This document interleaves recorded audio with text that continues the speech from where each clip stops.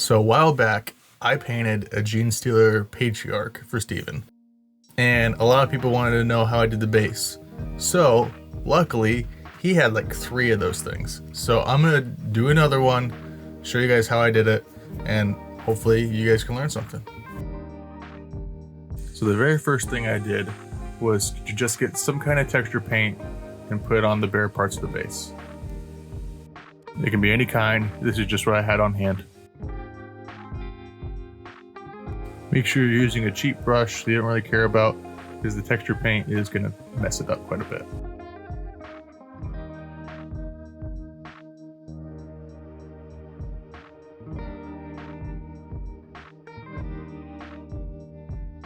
The perk of using an acrylic texture paint is you can just wipe it off with your finger and wipe it onto a paper towel, and it cleans up the edge of the base pretty easy.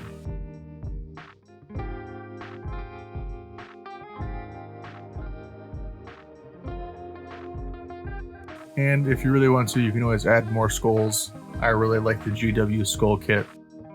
And once everything's primed, I go ahead and I use this little poppet that I'm going to use for all my metallics and things like that.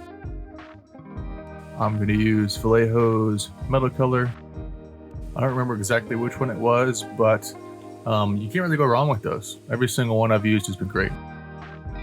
So I'm going to try and be as careful as possible to not get any of the metallic color on anything but the pipe.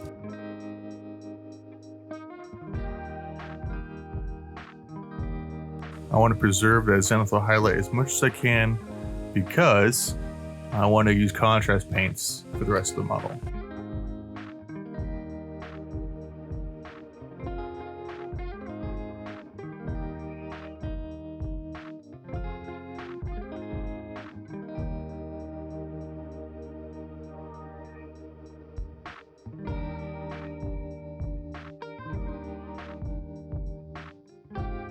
And then for all the skulls, I go through some dark ivory and just kind of apply the paint.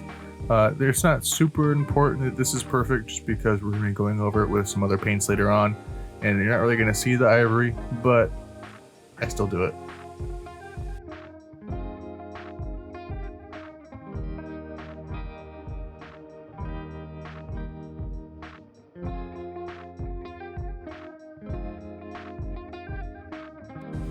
Go ahead and put some brown wash on my palette here right next to my ivory, and I'm gonna pick up with my brush both the wash and the ivory at the same time without mixing them. I'm gonna let them mix on the model itself. Doing this, to me, makes the paint look a little more fluid and gives you some natural variance to the colors that I think just makes it look more interesting.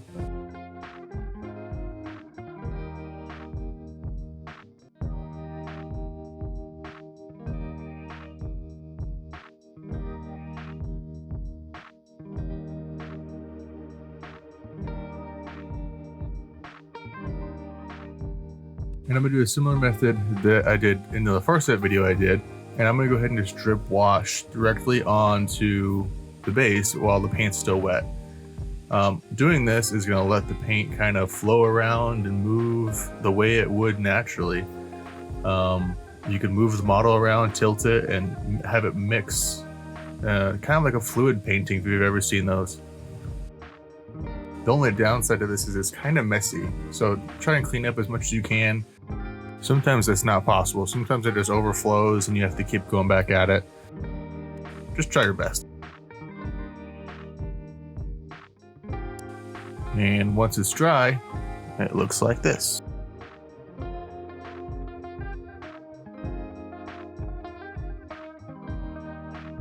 Two products I really enjoy is Dirty Downs, Moss, and Rust.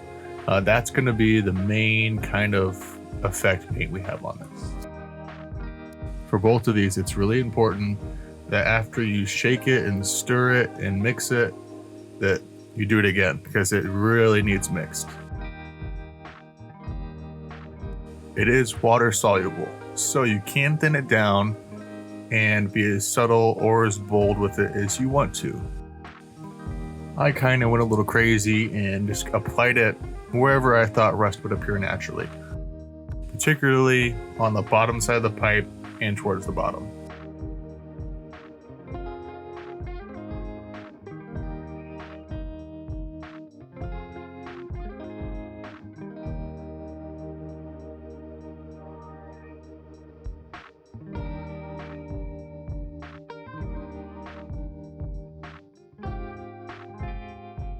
And it's not totally dry here, but you can see how as it dries, it develops that effect.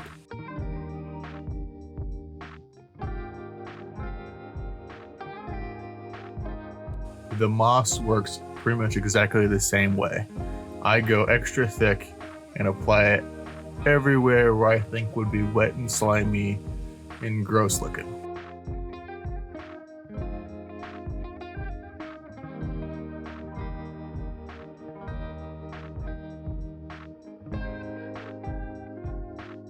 I made sure to get every little piece of slime and even cover the skulls and make them look like they're in a sewer.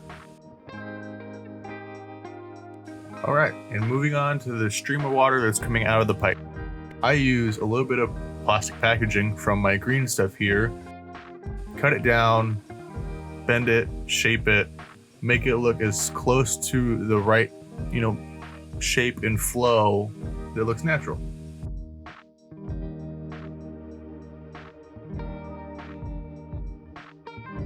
It's super important to dry fit it and trim it and make it fit exactly the way you would want it to before you go ahead and attach it.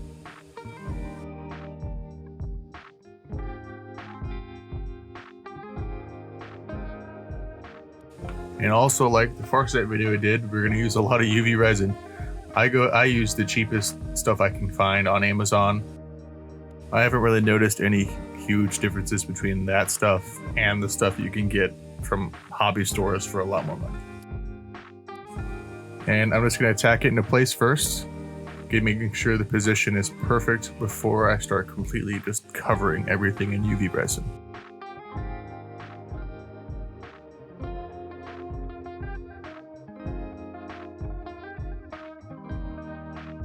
And I noticed after gluing down the bottom, I still needed to trim the top just a little bit more to make it fit just the way I wanted.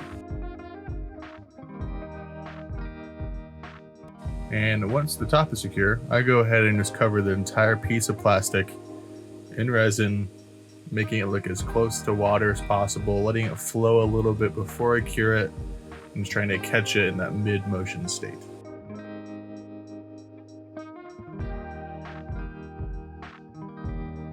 Alright, and I want to make this clear resin look green. And to do that, I'm going to use a green contrast paint. This is going to help keep the resin looking translucent, but changing it to the color that I want. The reason why I'm not using the moss to be used before is that paint dries very, very matte. And it's just going to kill the shine on the resin we have, and we want to preserve that.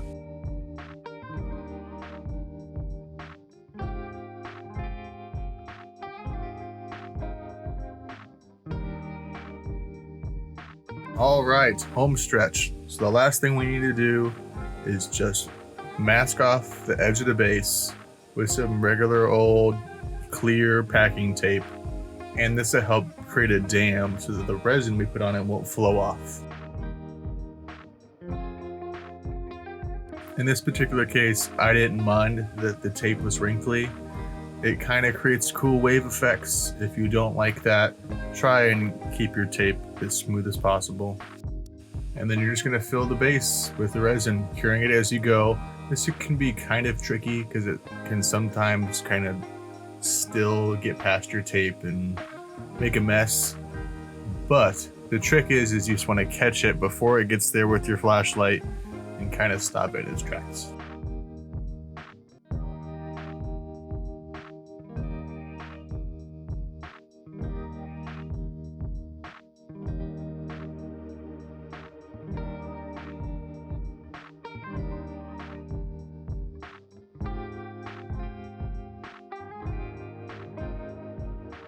And once everything's filled in, go ahead and peel off your tape.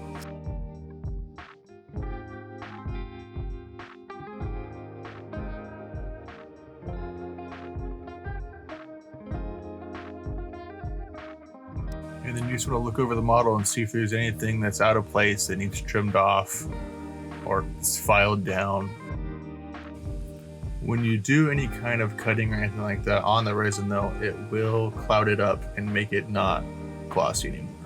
You can fix this by just using either more UV resin or even going in with some gloss varnish and a brush and bringing the shine back to those areas. And there you have it. That's how I do slimy, watery bases. UV resin is such a huge tool that every hobbyist should have at their disposal. So get you some on Amazon. It's really cheap, and just try it out. All right, thank you guys for watching. Make sure you click all the buttons down at the bottom, like, subscribe, all the things, comment on the video. Let me know I'm a terrible painter. Anything helps. Just thanks for watching. See you next time.